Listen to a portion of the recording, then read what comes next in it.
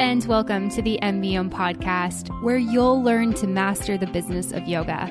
MBOM is a proud part of the Wander Barn Podcast Network, and I'm your host, Amanda Kingsmith.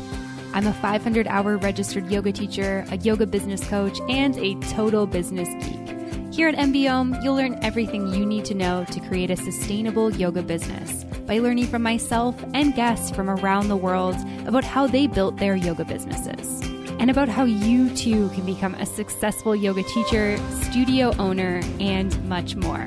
All right, let's dive in. Hello, everyone, and welcome back to another episode of Mastering the Business of Yoga. I am super grateful that you are here joining me for today's episode of the show. And today on the podcast, I am really thrilled to be joined by Tad Hargrave. Tad is a hippie who developed a knack for marketing and then learned to be a hippie again. And over the last 10 plus years, Tad has become one of the first full-time conscious business marketing coaches. And he's created a business where he could share that marketing can feel good. Let's say that again. Marketing can feel good. I love this so much because I feel like when I first started out, and so many of the yoga teachers and studio owners and clients that I've worked with over the years feel so resistant to marketing strategies because they feel like it is salesy and it's icky. And we're here to tell you today that it does not have to be that way. You don't have to choose between marketing that works but feels awful or marketing that feels good but doesn't work. So in this episode of the podcast, Tad shares his philosophies around marketing and how we can develop marketing strategies and pricing in our business that truly feels good. And we also talk about point of view marketing genius, how to achieve this in your business, and some of the biggest business lessons that Tad has learned through his career and much more. So this episode is jam-packed with goodness, and I hope that you guys really enjoy it. Before we get into it, I just wanted to give you a quick reminder that my new book, How to Master the Business of Yoga, is out. It's published. It's available for purchase. Thank you to everyone who has purchased a copy. It's been so cool on the back end of my Kindle Direct Publishing to see purchases coming through almost every day. If you've purchased a copy and received it, please take a photo, send it to me via email, either info@mbomyoga.com or on social media at Mastering the Business of Yoga. Let me know what you think, how it's impacting you, all that type of stuff. And if you haven't got a copy yet, but you're interested in it, you can head on over to mbomyoga.com/book. All right. Without further ado, let's dive into this episode. Here is Tad. Welcome to the podcast today, Tad. I'm really excited to have you here with me today. Thank you so much. I have no idea what I'm getting into. We're going to have a good time. I'll tell you that. But yeah, I'm grateful that you are here with me today. And I wanted to kick things off by asking where in the world you're joining me from. I am in Ottawa, Canada, the capital city of Canada, in the back porch of my dear friend Ann Schmitz. Oh, that's amazing. You're originally not from Ottawa, though, right? You're originally from Western Canada? That's right. I'm from Edmonton, Alberta. Okay, cool. We've got a little natural rivalry then. I'm from the Calgary area. I'm sorry to hear that. I'm sorry to hear you're from Edmonton. Amazing. Can you tell me a little bit about your journey with yoga, how you got into yoga, all that good stuff? So my history with yoga, it's not deep. I don't have a regular practice. The first classes I ever took, I remember, were this one, Carol Fadoon. And it was in Edmonton. I lived just off 124th Street, the old Mountain Equipment Co-op. And I would go to these classes that just walk half a block down to this little center. And I remember she had the most beautiful, peaceful vibe. And I would always leave the classes feeling really deeply at peace and replenished. And I think maybe I just thought all yoga classes were like that. And then I remember I signed up for a series of 4 with this other woman who seemed neurotic. And after the first session of the 4, felt so off kilter. And I realized it matters who's teaching it and whether they've really embodied all this work. And then, I was in the hospital in the UK. Something happened, almost killed me, and long story, but it left me really traumatized afterwards and anxiety attacks for a few years. And I remember on YouTube coming across this. It was called a video, something like Healing Yoga for Traumatic Stress. It was just this 20-minute practice.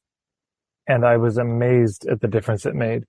Just this 20-minute practice. And that one I did so many times during those years. It just got me through And then coming across Yoga Nidra, was such a revelation to me. The power of just a half an hour, going through the body and just bringing attention to it. It floored me. I remember early on in doing it, I couldn't believe how much sensation there was in every single part of my body. When I would put attention, I thought, oh, it's there all the time. I'm just not noticing it. And then, on and off, I've had a practice that I would do more regularly. One thing that really got in the way, I broke my left wrist, and it healed, but in such a way that if I put a lot of pressure on it, downward dog style, it starts to ache. But that's the short version anyways. Yeah. Thanks for sharing that. And I'm also a big fan of Yoga Nidra. It's been one of my regular practices over the last couple of months. I'm a mother to a busy toddler these days and also working. And so I feel like Yoga Nidra is this little moment that I get in my day that really helps me rejuvenate my energy so that I can show up both for clients and people at work and also for my daughter, and just something for myself. So that's beautiful to hear that that's something for you too. And I'm curious, maybe if we can talk a little bit about your background in marketing as well. And maybe you can tell me a little bit about like why marketing for hippies. I'm sure there's like a story behind that and how you got into that specifically. Yeah, all my friends were broke. That was the main thing. And I had a background in marketing, but the background I had, it was a real mixed bag. Some of it was very ethical, and some of it was the worst of the worst of the pushy, aggressive, manipulative stuff. And I was 18 at the time, and I suppose didn't know how to make the distinctions. And there's something very seductive about these techniques. But so I had that bit of a mix, and then the organization I worked for fell apart. And I ended up hanging out with anarchists and going to all the anti-globalization protests. And my politics really shifted and became much more critical of business. But eventually I came to see that, that Wall Street and Main Street are not the same thing. And that I had so many friends who were on Main Street.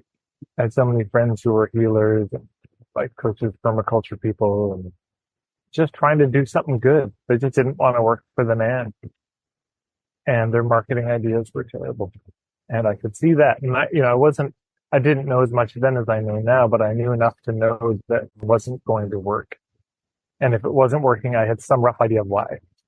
And so I just started sharing stuff. And I guess I also started because I really like to talk. I've always loved being in front of people. And I thought, oh man, if I teach workshops, people pay to hear me talk about whatever I want to talk about. So there was a lifestyle piece there too. And it was very satisfying to be able to help my friends pay their bills better. Yeah. Mm-hmm. Mm-hmm. I'm curious, when you started, and especially because you said you were like helping your friends and a lot of your friends were broke, like what was the exchange like? Like, were you charging your friends at that point? No, in the beginning, there was a lot for free. Yeah, I did a lot of free sessions. And in the beginning, I remember I asked 10 people, I said, I just need testimonials. And even from the beginning, I would do these intro workshops, and those were free. And then I do a weekend workshop, and that was run on a pay what you can basis. So then, and I really didn't do much one-on-one. So for the first few years, that was it. Pay what you can weekend workshop was where the money came from, and the free intro workshop was what filled up that weekend. Yeah, for sure. And I'm curious, I feel like this is something that I feel like it's kind of just like a big conversation in the yoga industry. Like obviously, and I hear what you're saying. Like when you start something, I think there's a lot of value to taking, the right free gigs or lower paid gigs in exchange for testimonials, because there is an exchange there, right? Especially when you're new. But I think for a lot of yoga teachers, there's kind of this struggle around like, hey, I want to serve everyone. And if people can't pay for it, I still want to help them. But then there's also this, like, I only have so many hours in a day and I need to pay my bills and stuff like that. I'm curious if you can kind of maybe talk a little bit about how you've navigated that with your business over the years. Well, I mean, the first thing to say is that's not a new dynamic. Of course, that's not unique to yoga teachers. And it's not even unique to modern capitalism. But when you boil it down, what you have is this old human dynamic of how can I take care of you and take care of me at the same time? And how do I balance what's going to be a win for you and what's going to be a win for me? How do we all get our needs met? How can you get your needs met and me? So that's as old as humans, I think. And people have, we go through different strategies, and some people go to the side of kind of collapsing and just overgiving. And the challenge with that strategy is everyone loves you in the short term, but you burn out and you become resentful and bitter. And then on the other side, people take the strategy of, well, I'm just going to look out for number one. And then you win a lot in the short term, but ends up being very lonely in the long term. And you can be discovered as being a fraud because you might be acting like a fraud. But yeah, there's such a loneliness at the end of the day when we just take care of ourselves. And I think what's made this much more difficult is we don't live in a village anymore. And so it's become what would have been a web of obligations and indebtedness, a web of culture has become a kind of network of interactions and transactions where everything has to be evenly measured. I was saying to Susan, my assistant, the other day, we're at the Nordic spa having a business meeting, and she was talking about how when you're in a really beautiful relationship, you lose count. You don't track how much did they give you, how much did you give them. It becomes a bit of a wash. But she said she had a falling out with a friend, and one of the first places her mind went was all the things she'd done for her friend. She started tallying it, and I said to her, "So yeah, well, if the culture is really cooking, people aren't counting. But when the goodwill falls apart, when there's no goodwill, when there's no web of trust between people, we start counting really hard. And for the most part, in modern society, we live in a real web of mistrust. And then to make it more complicated in the modern era, if you lived in a village, you could feel confident. Well, if I give to this person, eventually it does come back to me, and it's going to come to my kids, and it's going to come to my spouse, and all the people I care about will be fed by me feeding this person. And there'd be a lot of, we're all going to be feeding the culture. We're all going to feed this tree of life that stands in the center of all of us, because if we feed that one, all of us are fed. But what's the tree of life for us today? What's the axis mundi? What's that cultural hub or center? And there isn't one. And that is exacerbated by how mobile we are. We travel so much. So I could give to somebody. I could go help them build their home. I could help them build their business for free and take care of their kids. And then they move to another city. Now, in the big picture, of course, those gifts then continue to another city, but not to this city, not to this community. And that's hard. I think it's just an amen to the question of how do we balance this? And I just submit that the two strategies of kind of collapsing and posturing don't work. I'm just in it for me. I'm just going to get mine, and I'm going to make sure I win versus everybody should win except me and my needs don't matter. Neither of those are sustainable. And I see that collapsing is very endemic. It's rampant in the holistic scene. That's where everybody goes, is I should just give it away for free. And, but yeah, how do we be accessible? I mean, there's lots of strategies. There's lots of ideas. And I think part of it is, I remember, I can't believe I'm quoting Tony Robbins, but I will. He said the quality of your life is the quality of the questions you ask yourself. And if you ask yourself a question like, how do I make sure everyone has access to what I do? I don't think that's a good question. But if you ask yourself, how can I sustain myself while being accessible to the people I care about most and have fun in the process? That's a good question. And now what the answer to that will be, well, that'll be kind of time and place specific. I can't answer that for everybody.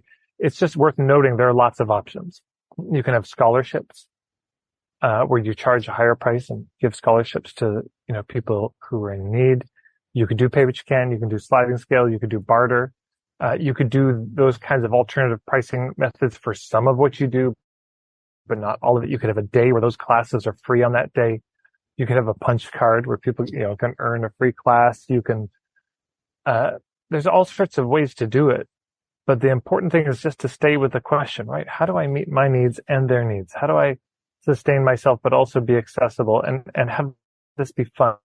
Enjoy this, not have this be such a heavy drudgery. And if you keep asking that, you'll find things. You'll find answers and solutions that may be actually unique to you that nobody else has even come up with, or your unique twist on it. So that's what I'd say about that. Hey yogis, I just wanted to hop in with a quick update that I think you're going to love from our friends at Offering Tree.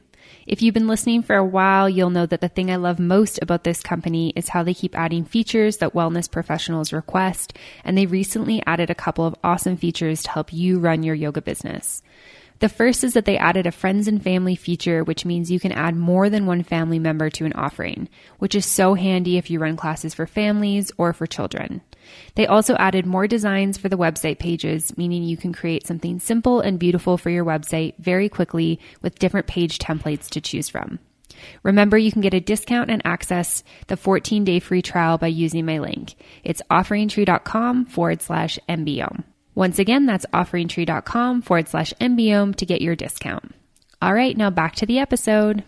Yeah, thanks for that. I really like that. I feel like what I'm kind of hearing is like finding that balance of, not just serving yourself and what's good for you, but not just looking at what's good for the people that you're working with. Like, obviously giving something away for free has a time and a place and can be great in some areas, but we need to take care of ourselves a bit more. And we also don't need to just charge through the yin yang and just think money, money, money. It's like we can find this balance between like how to meet our own needs and how to meet others' needs as well, which I really love. I think that's really wonderful. Amen. And, if I were to give a little bit more practical advice, I'd say there's two things you need to do as you sort this out. The first thing to do is you've got to get clear about the facts. The facts being, what are your expenses? I mean, do you like to eat? Do you like to live places? Do you like paying rent? Do you have debt? Do you have some financial goals? All of those things really need to get thought through. And so often we just avoid this stuff. We don't write it down. We actually don't know what our expenses are. There's no hope of a budget because we just don't know anything. So we got to start tracking these things so that we at least know, okay, the minimum amount of money I need per month just to live is this. My goal financially is this. That all to me fits in the fact. Just get clear on that, number one. Then number two, we got to go to the feelings. And this is where yogis would have an advantage because basically then you ask your body what you should charge and your body will never lie to you. And this is straight from Mark Silver. He has a article called The Wackiness of Resonant Pricing. And it's just basically this.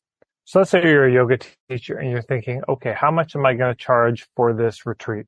Well, you do the facts first, right? What are the costs of this retreat? And the cost should include your time. How much time am I going to be spending working on it? How about gas for yourself and the wear and tear on your vehicle and insurance and insurance for the venue and all of that. And then you sit down and you think, okay, how much am I going to charge per person? And you start with $1, like a pendulum on the far extreme. You think, oh, that's too little. And you swing way to the other side, $10,000. Ooh, that's way too high. And you swing back, $50, too low. $5,000, ooh, too high. Yeah, and you just go back and forth. And you will find that you land on a number where your body relaxes and it feels just right. You think it's like $472. Boom. That's what you charge. If you charge an amount that's higher than that, it's not the end of the world, but it will have consequences. Namely, you will feel very awkward about promoting it. And if somebody asks you what you charge, you'll just be so awkwardly off rhythm. They'll say, how much is the retreat? Oh, the retreat, it's a it's $5,000, that's exaggerating, but people will feel the shift in your voice. How much is it? It's $5,000.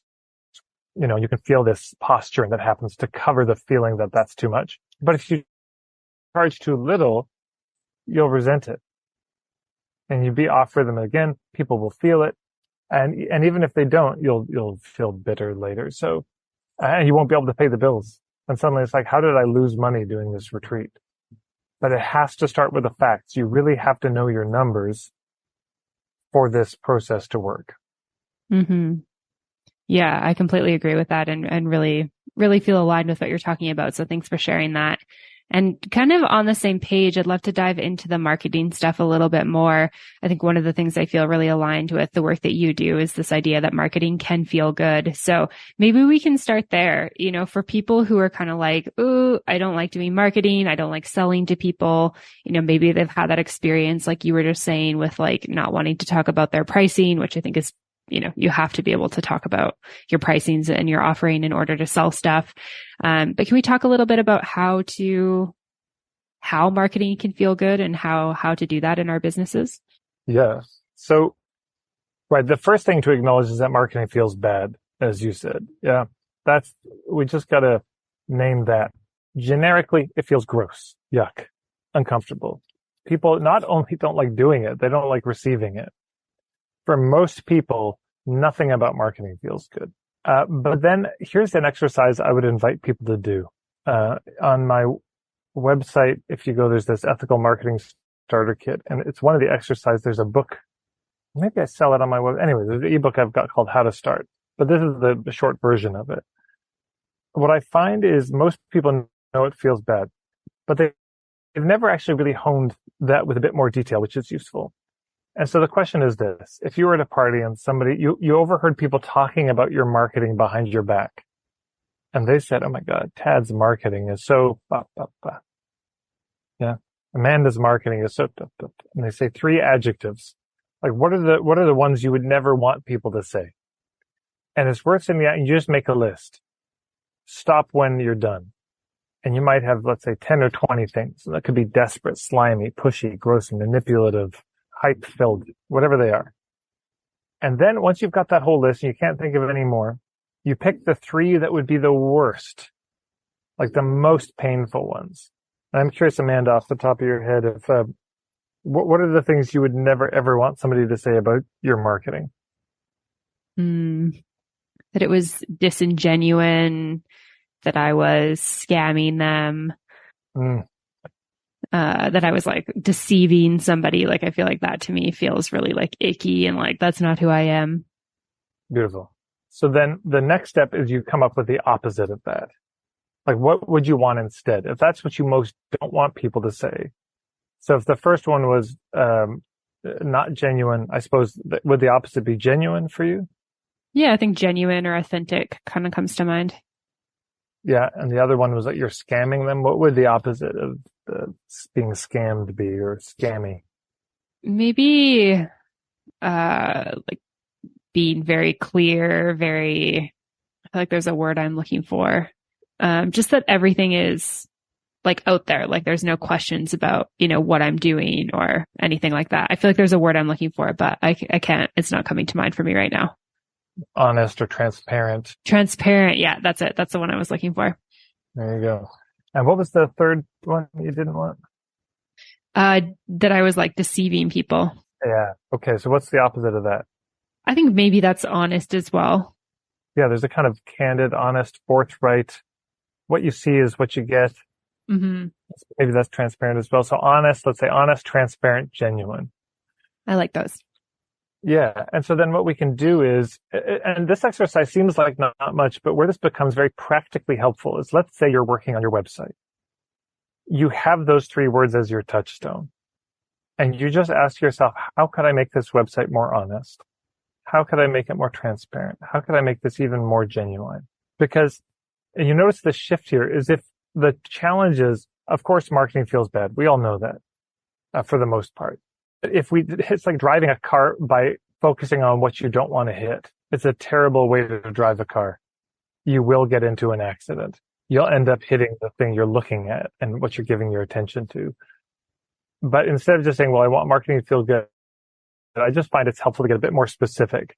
And then that's what you're giving attention to. That's what you're focusing on, right? How do I have my marketing be these 3 things? But then there's this question of, why does it feel bad in the first place? And so much of this comes down to one thing for me. And I got this from a fellow, Ari Galper, who has a website, unlockthegame.com.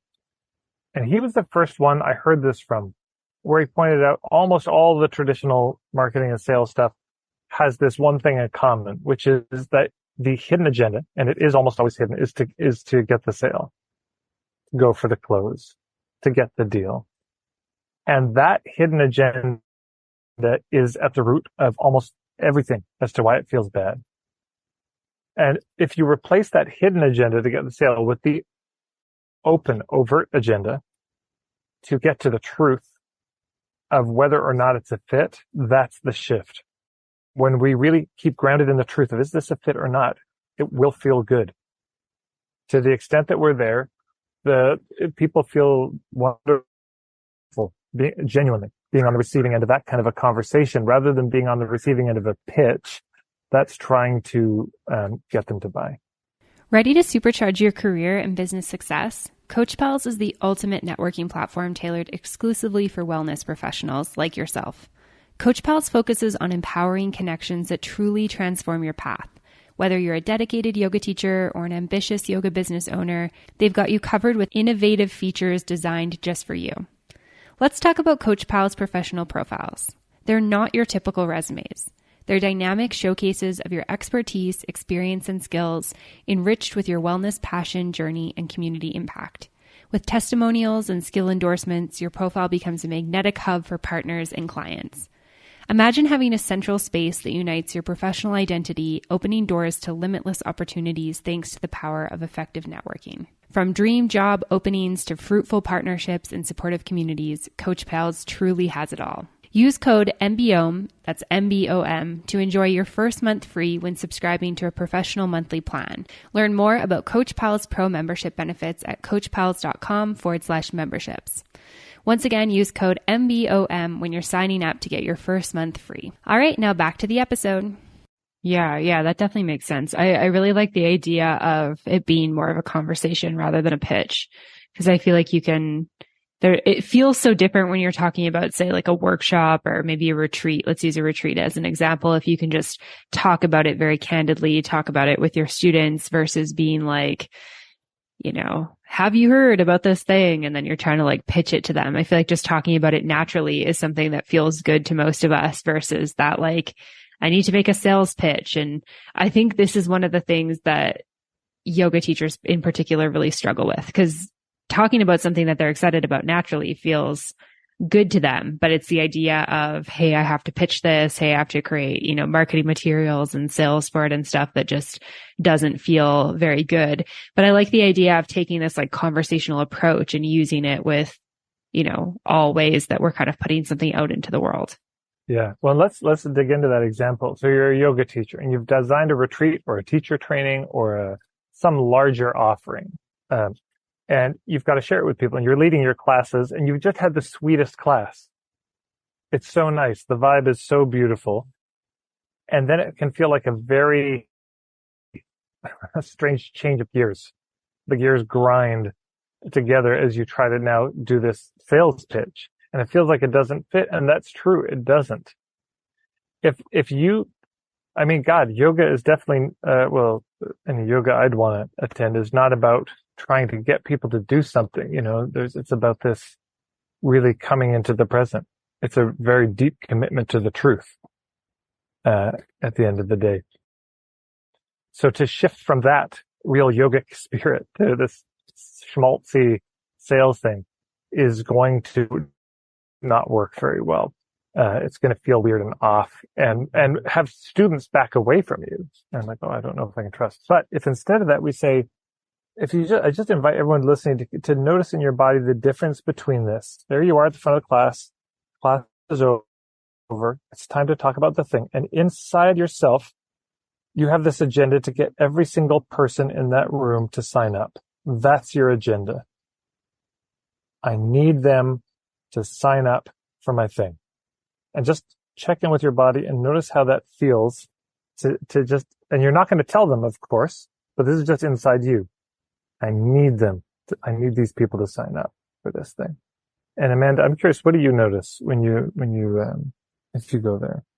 Yeah, for sure. For me, I feel like kind of resistance to it. Like it goes from just being something that's like, okay, cool, to something where I'm like, oh, I really don't want to do that. Like I feel a strong resistance to it. Like it kind of almost a tension crept into my physical body. And just made me feel like, oh, no, thank you. And scared they're going to see I'm a fraud or that I am selling them. I'm terrified somebody's going to push back or react. Yeah, same for me. Okay, now imagine a different scenario. You're sitting at the front and you have this thing coming up and you look out there and you think, I have this thing and I have no idea if this is appropriate for anyone in this room at all. I just don't even know. So my intention is just to share it and to give them enough information for them to have some sense of if it's a fit or not. And that's my only intention, is to give them enough that if it is probably a fit, they're going to know. And if it's definitely not a fit for them, they're going to know that too. And that's my intention. So just to notice everyone listening, imagine you're sitting there at the front and your only intention is just to get to the truth of if it's a fit, to kind of not try to close any deals, just to sort of open a conversation with people to see if maybe possibly it might be a fit, with no certainty that it is for anyone who's in front of you at that moment. Just to notice how that feels. Amanda, I'm curious, what do you notice, if anything, there? Yeah, I feel like it feels a lot more easeful for me, like no tension or resistance, or kind of even that feeling of like procrastination kind of comes up. And I feel like I can envision myself doing that. Like it feels like, hey, at the end of today's class, I'm going to mention that I've got a retreat, and if anyone is interested, they can come talk to me after class or get on my email list or whatever it is. And I can just put it out there in like a very casual way with no expectations. And I think it's the expectations too that feel really different. Like the idea of being like, my goal is to get people to sign up for this just feels like, oh, I really don't want to do that. It makes me just feel like I don't even want to go to the class type thing, versus being like, okay, this goal feels very, very doable. Yeah. Amen. For me too. I notice I feel so much more relaxed with the second one. I feel just myself. I can feel playful. And so then what do you say at the end? It would be something like, so, everyone, I have a shameless plug. Just give me 2 minutes here. All right. So time for the commercial message. You should name it. Don't try to hide it. Don't try to be smooth. You can let the transition be a little awkward, or let the awkwardness smooth it out. Like, okay, so I got a thing. I want to tell you about it. It's just 2 minutes if you can stick around. I have a retreat coming up, and I just want to tell you a little bit about it so that you can know if it's the kind of thing you'd be interested or not. And, there's a good chance this probably is not going to be a fit for most people, but maybe it will be for some of you. And then there's 3 things you could focus on, in terms of communicating. One is communicating what it is and what it isn't. Yeah. So you focus on the what.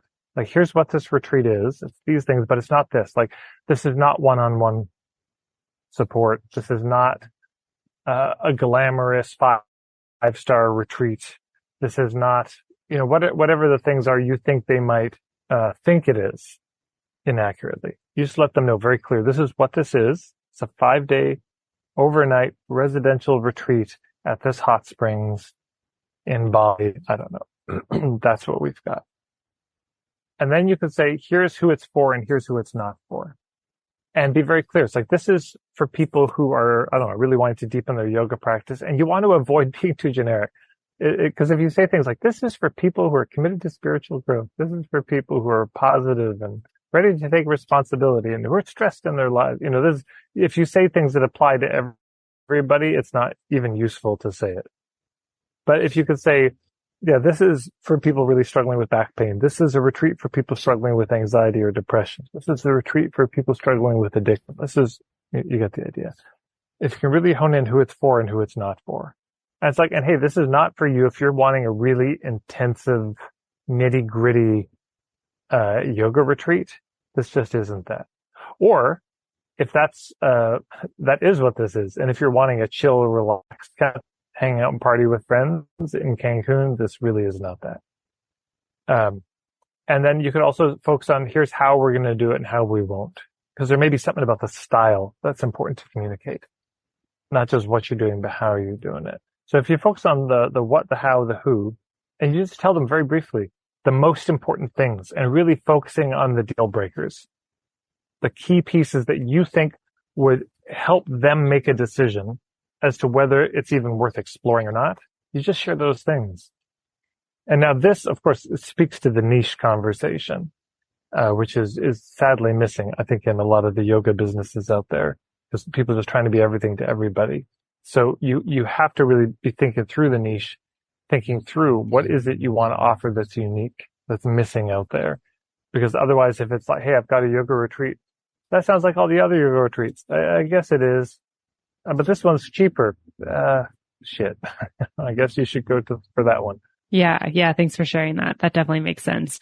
And I feel like that's such like an approachable way to do it. And I even love the idea of being like, hey, I've got a shameless plug here, like just kind of owning what you're doing in a way where you don't have to be like, I guess like weird about it. I think sometimes we can get in our heads about that. So I like the idea of just kind of presenting that like, hey, I just wanted to share something that I'm working on for the next couple minutes. If you guys can just give me a few minutes, totally okay if it's not something you're interested in, but in case somebody is interested, here's the detail. So yeah, I really love that. I think it just makes it feel like very easeful. So I appreciate you taking us through that. One of the things I wanted to ask you about, Tad, I know is kind of one of your specialties is point of view marketing genius. Can you tell me a little bit about what that is and kind of how we can apply that in our businesses? So point of view marketing hinges on niche. And for a service provider, for a yoga practitioner, I mean, there's two ways you're going to be able to niche. If you imagine you've got your ideal client on Island A, they want to be on Island B. Island A is where they're sad and miserable, and they have some problems, some symptoms they really don't want. Island B, there's some result that they're craving. They want to get from one island to the other. And your yoga offering is a boat that can take them there. There are two different ways you can approach this niching thing. One, you design a boat that is so unique, so different. The what you do and how you do it and who you are as the captain of that boat is so distinct that people just want to be on your boat. And you're not taking people on a particular journey from A to B. You're just offering a boat where they can go wherever they want. So, for example, you might say, I combine yoga, like Tommy Rosen, I don't know if he still does, he had Recovery 2.0, and he combined yoga and addiction recovery.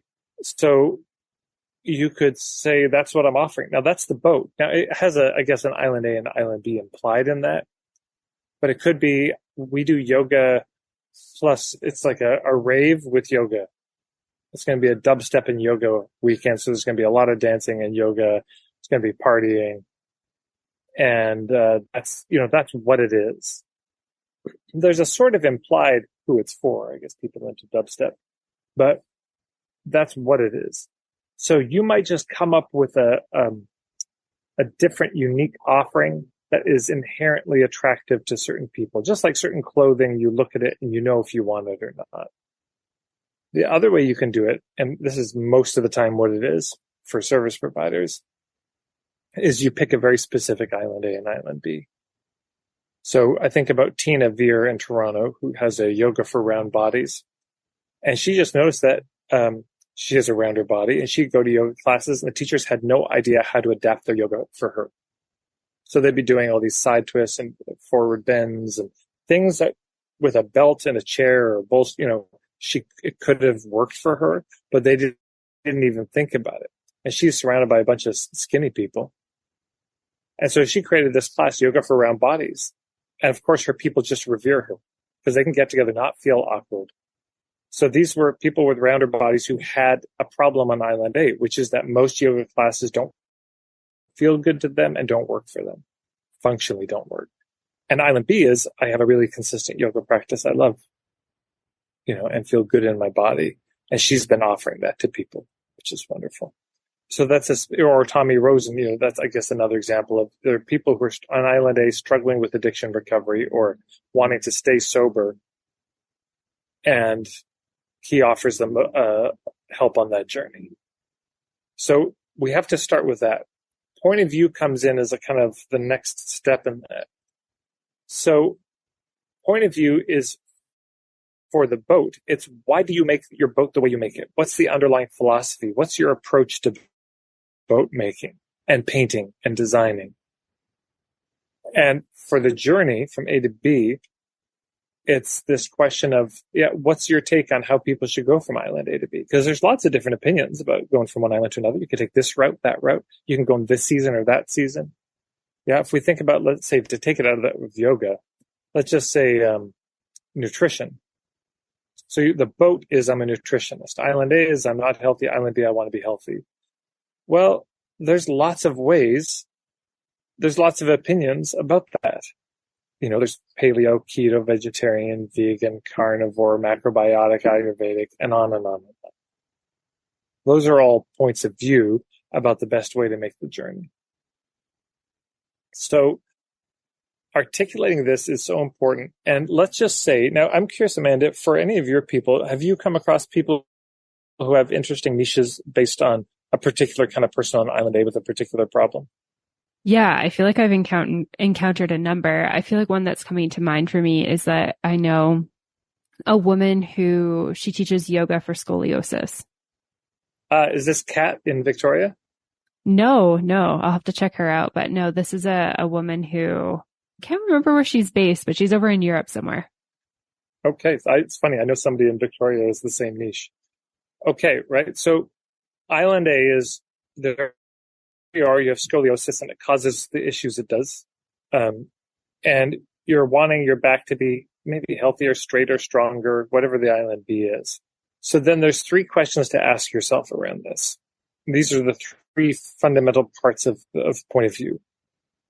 It's the diagnosis, prognosis, and prescription. Now, what all 3 of those have in common is that you're making a case for something. And this is the perceptual shift that makes such an immense difference in marketing is if instead of trying to make a case for your thing, you make a case for your approach. Instead of trying to sell the course, you're really focusing on sharing the concept. Instead of trying to get people to buy your product or program or package, you're making a case for your point of view. Because if they don't buy the concept, they're not going to buy the course. If they don't buy the point of view, they are not buying your program.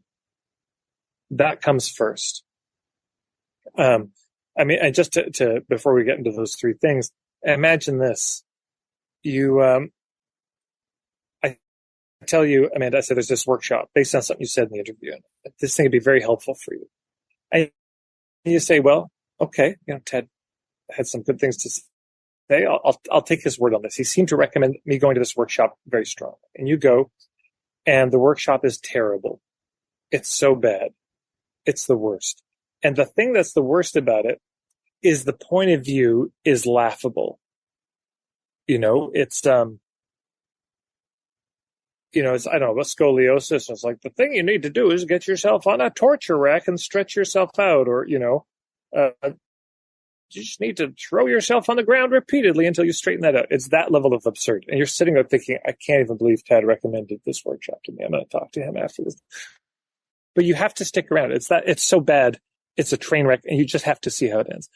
But now when it gets to the end, the pitch is extremely genuine, extremely well designed. It's the best pitch you've ever seen. You don't buy at all. No chance. But now let's imagine the opposite. You go, and the presentation is so compelling. The point of view is so fascinating and kind of confidence inducing. The more you hear it, the more you think, oh my God, that makes sense. That could work. That's really solid. And then when they get to the pitch, though, it's a shambles. It's terrible. You've never seen a worse, more awkward, rambling pitch. It's 5 minutes of them saying, so I have this thing, but I feel awkward even telling you about it. I suppose I should. You're here. You're all here, right? To hear. You probably want, not all of you want to have some of, I don't know which ones of you that for 5 minutes. And they basically never get to the point except to say, I guess if you want more information, talk to me or don't. I don't care. What? It's that. You still might buy.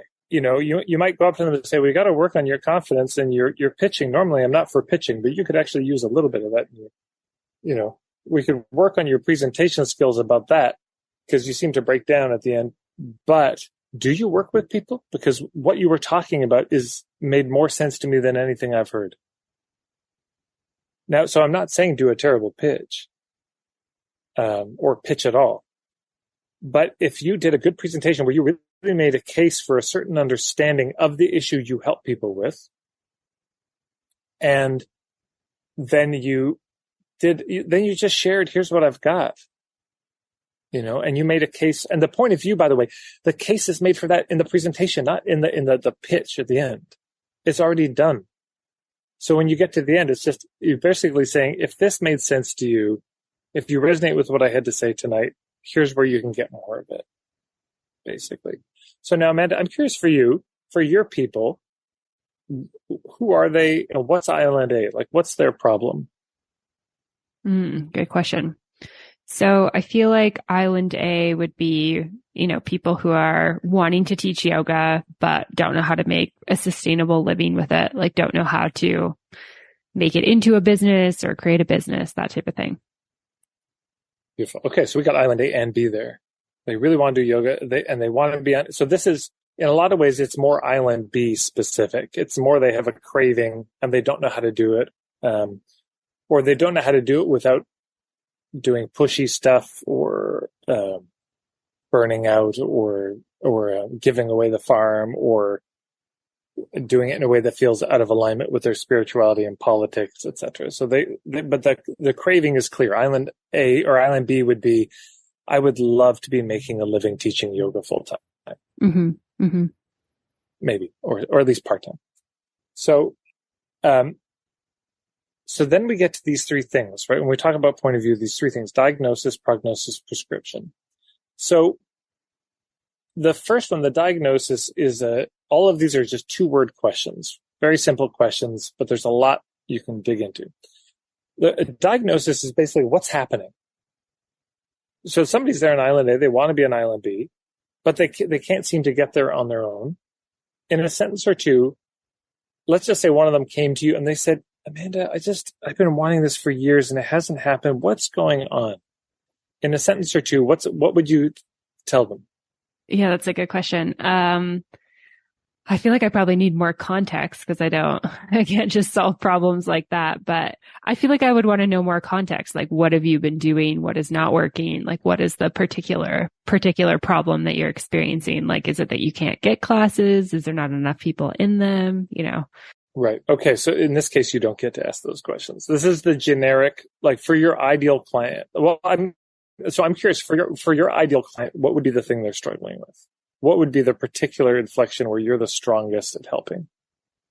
Yeah, I think it's a good question. Maybe I need to do some more work on this because I have a number of things that I help people with. But let's say, we can just pick one at random. Yeah, they've gone out on their own. They're teaching a little bit out of studios and they don't really know what to do from there. So there's a lot of stuff around that. Like, I don't know if I should create an online business or if I should do workshops, or I've started offering classes. Nobody's coming. How do I get people in there? That type of thing.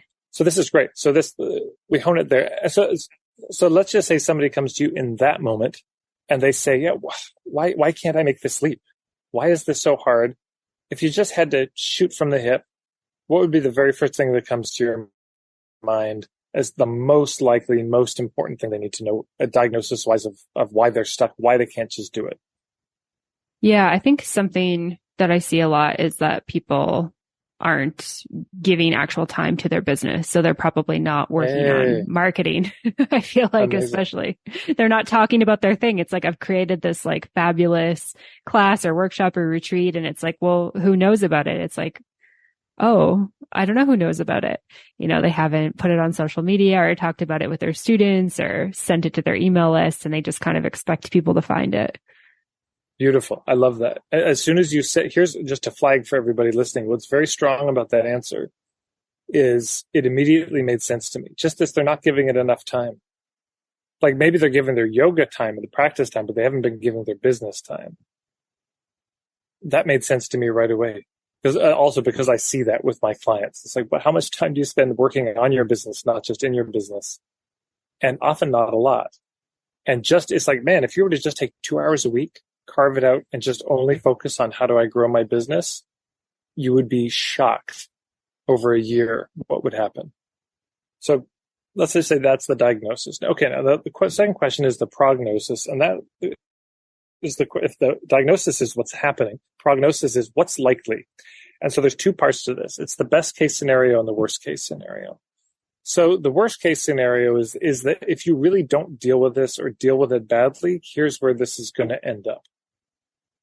And the best case scenario, of course, is kind of, if you do what I say, or if you follow this type of approach, whether you work with me or not, this is where it could get. And what's important, of course, is on the worst case scenario side, we're not trying to create a kind of fear porn to get people to buy. We're actually just trying, the intention here is to be realistic with them. It's like, it'll probably get this bad and not worse, but it will be in this realm. And the best case scenario, it's not going to be maybe their wildest dreams, but yes, you can get to here. That's realistic. So for me, for example, if somebody were to say, why am I struggling? I might say, well, it's probably because you don't have your niche figured out. And they say, oh, okay. I say, well, but it seems like it takes a lot of time and energy to work in your niche. Yeah, it definitely can. Well, what if I just skip it? Well, if you skip it, here's the prognosis. On the worst case, the worst case scenario on that is you're always spinning your wheels in marketing. It just never, ever catches. And what you're experiencing now in your business basically never changes. And that means you either end up really broke later on, and you have no money when you retire, if you're going to retire when you get old, or it means you go out of business because you're just going to burn out because you just can't keep that pace for that little income, and you become bitter and resentful. That's probably where that's going to end if you really don't deal with this. Yeah, I'm not saying, your life is going to be over and there's no hope and no redemption. It's just, this is my realistic assessment of where this would head. And they say, okay, well, if I do handle my niche, what could happen? It's like, well, everything will get easier year after year. You will develop a reputation that's based on word of mouth. Every bit of marketing you do will be much easier to do. You'll actually be able to figure out what your point of view is, which will make your marketing much more trustworthy and compelling. You'll be able to figure out where your clients hang out. You'll be able to build offers that really land because they're actually for a particular kind of person, not everybody, etc. So again, I'm not saying if you figure out your niche, you're gonna have an 8-figure business. I'm just saying realistically, this is probably where you would end up if you really nail this and you've got a handle on it. Yeah. Does that make sense? Yeah, totally. That's great. Yeah. So much good stuff, I think, for listeners to think about it myself as well. So yeah, I appreciate you taking us through that. And do you have a sense of what that would be for you, for your clients, the worst case, best case, if they were to, start spending more time, really focus on it, start, applying some of the things you share?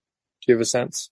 I think that, worst case scenario would be maybe nothing changes. Maybe classes are still not filling and they're not seeing the revenue come in that they want to see. And I think best case scenario is that it clicks with them. Like they get the steps that they need to take to build a successful business, and then they don't need me anymore.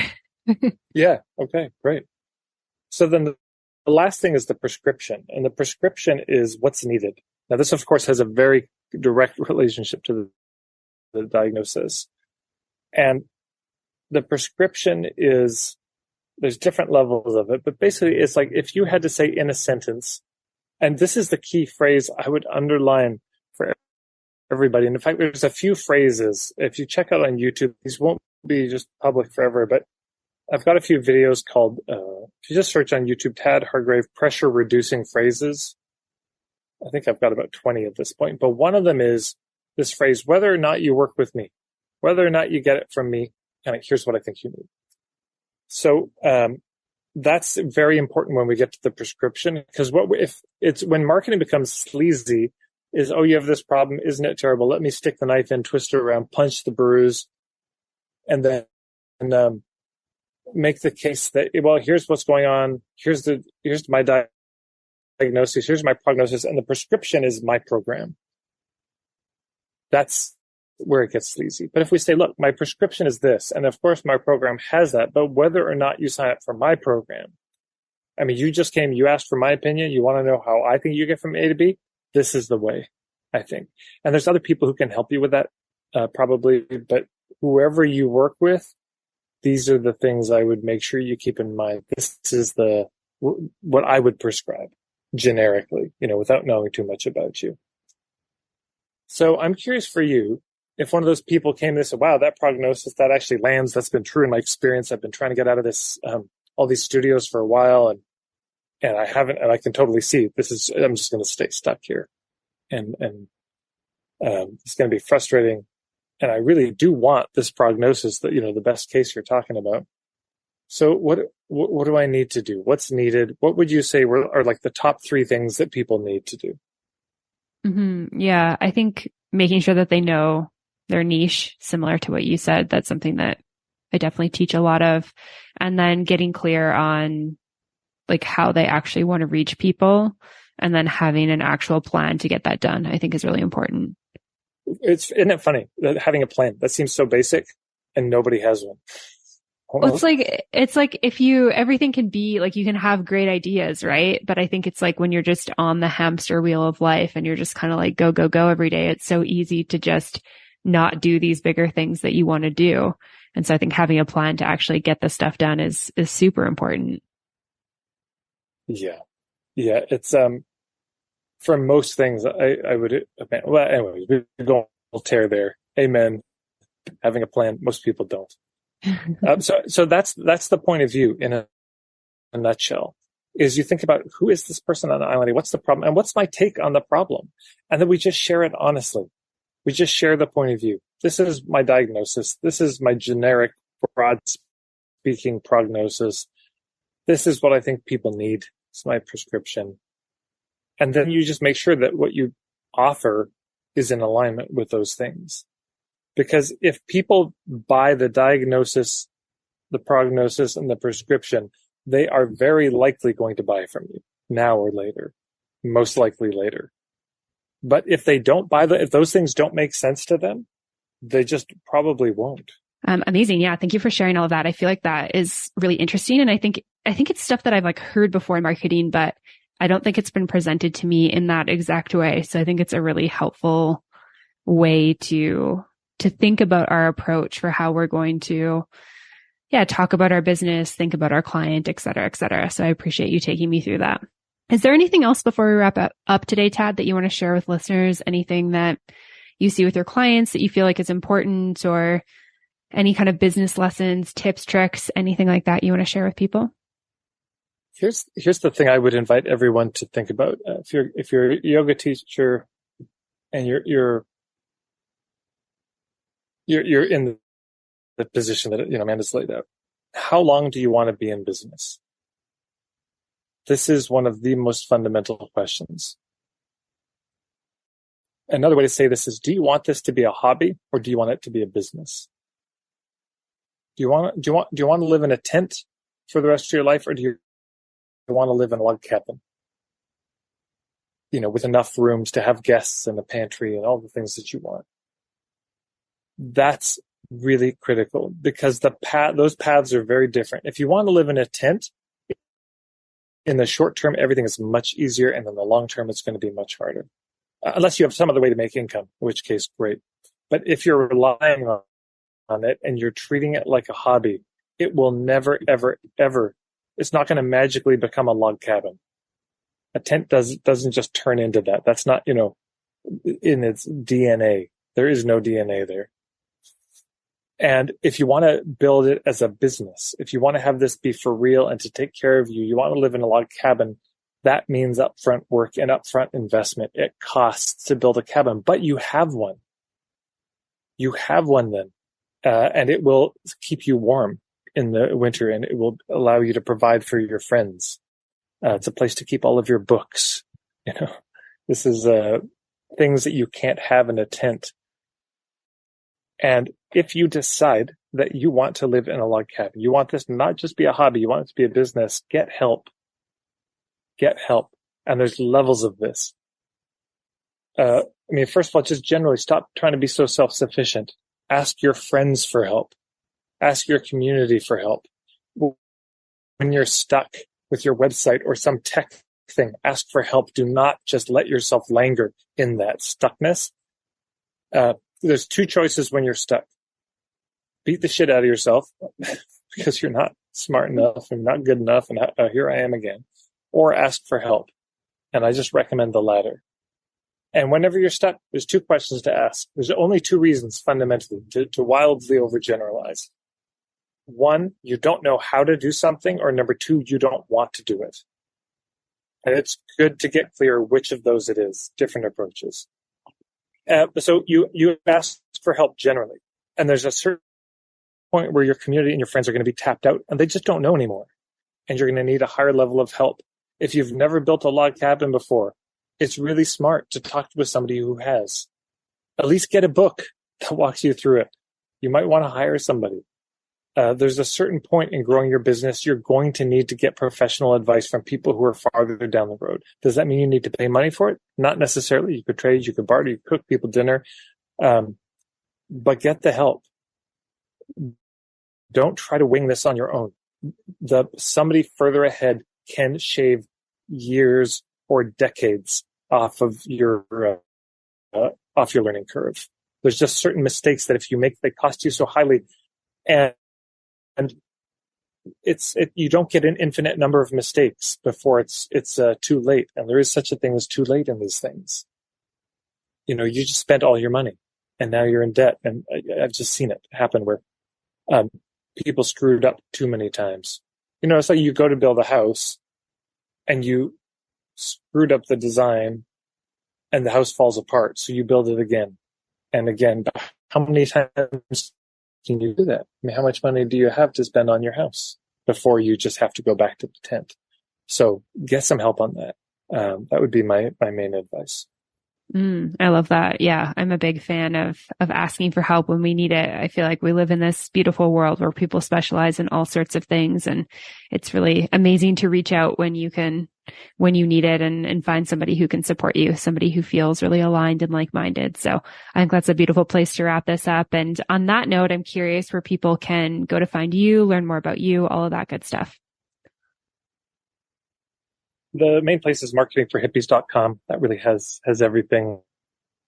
It's all there. Okay, amazing.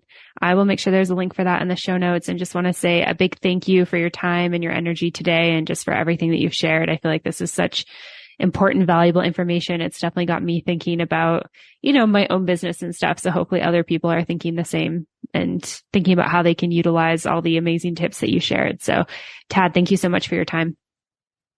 You're welcome. Pleasure to be here. All right, everyone. I hope that you enjoyed that episode of the podcast with Tad Hargrave. Make sure you go check him out, follow along, see what he's up to. I feel like he truly has so much knowledge to share, and I feel like we really just skimmed the surface with this interview. So definitely go see what other great learning you can, have from him. Of course, a big thank you to the sponsors for this episode of the show, Offering Tree and Coach Pals. Make sure you guys go check them out, give them some love, see how they can support you in your business. And of course, thank you for being here. Thank you for supporting the show, for listening, all that good stuff. I truly couldn't do it without you guys. So thank you so much for your support, and I will see you next week. All right, bye for now.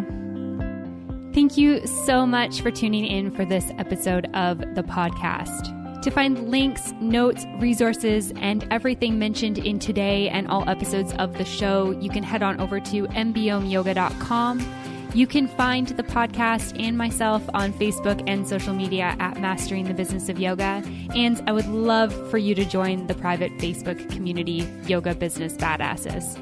If you have any questions, comments, or feedback, please make sure you reach out to me at info@mbomeyoga.com. And last of all, if you enjoyed this episode of the show, please make sure you hit subscribe and leave a review for the podcast. It would mean the world. Thanks so much for listening, and I'll see you next week. Namaste.